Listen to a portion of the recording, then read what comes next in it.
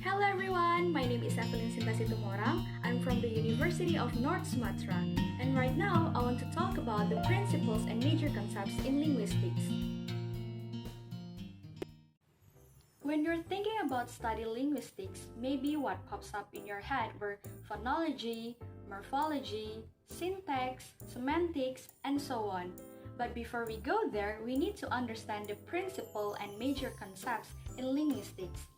It is important for us to consider some of the major concepts of linguistics because the idea of them helps us come to grips more complex issues of language, which is the object of linguistics. We must get a sound footing in these concepts and have a clear understanding. In this video, I'm going to talk about two major concepts that was discovered by the Swiss linguist Ferdinand de Saussure. The first concept is synchrony and diachrony. The distinction between synchrony and diachrony refers to the difference in treating language from different points of view. When we take a synchronic point of view, we are looking at a language as we find it at a given period in time. On the other hand, the diachronic points of view give us the historical angle. We look at a language over a period of time, along with changes that occurred in it.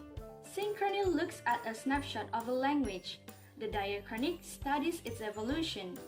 It's like a frame of a film versus a movie.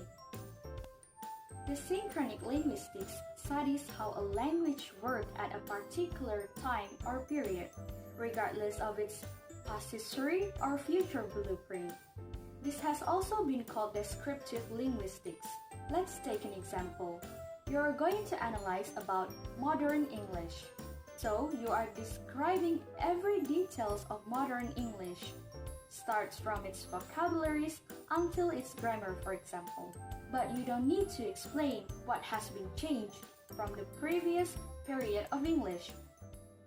Moreover, the synchronic linguistics can also use the comparison method. For example, by comparing the differences of the same language used within some regions during at the same period of time.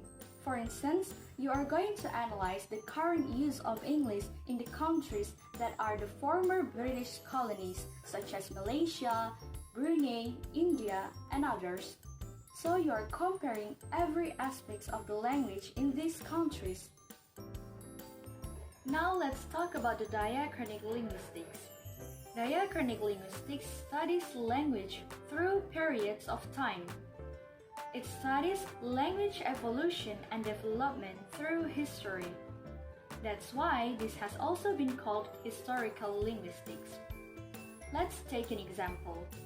You are going to analyze about the evolution of English.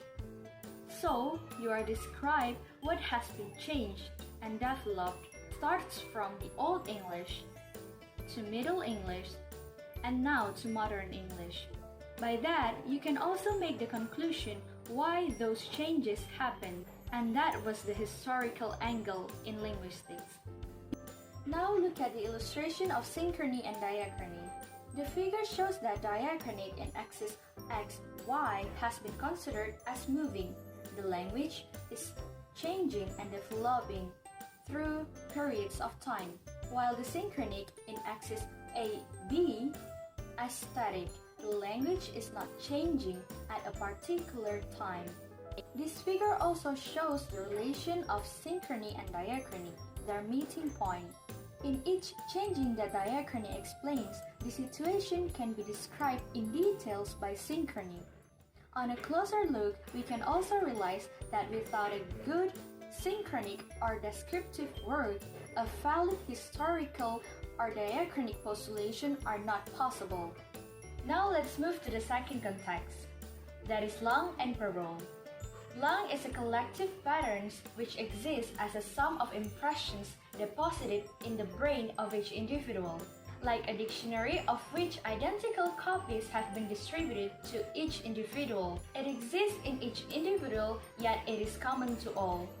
Lang is a repository science which each speaker has received from other speakers of the community. It is passive It is a set of convention received by us all, ready-made from the community. By contrast, parole is active and denotes the actual speech act of the individual. We can better understand it by considering each act of speaking as a unique event. It is unique because it reflects the unstable, changeable relationship between the language, the precise contextual elements that triggering the utterance, and the personal factors.